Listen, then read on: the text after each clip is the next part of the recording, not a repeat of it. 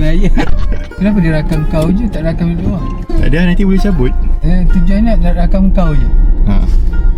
Apa barang rakam kau? Pakai kat luar tu. Sekejap lagi. Ni, berapa ringgit? Cuba tengok. 200 bang.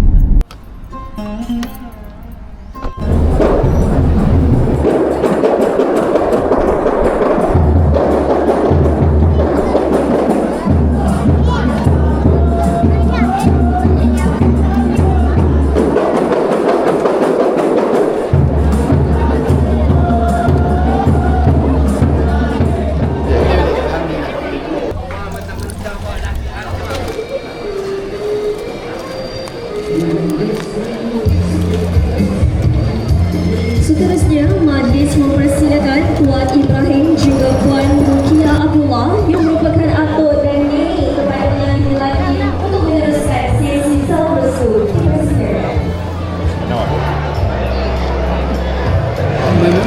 Memori ke? Sip. Memori. Yang sikit.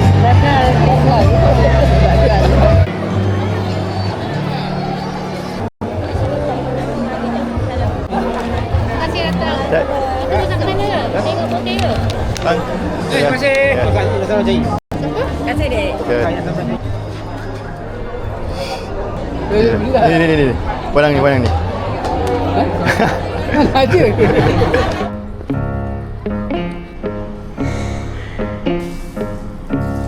Buat ini lah.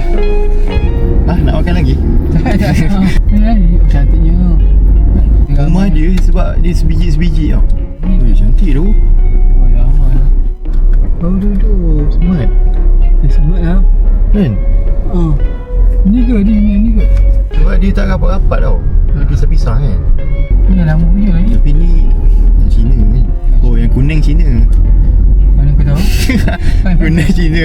Coklat ni Melayu. Tak ada mana kita lah. Ni bang, smart tu. Apa? Dia ambil dua siut. $500 je, $500 ni. Pintu dia, Masya Allah.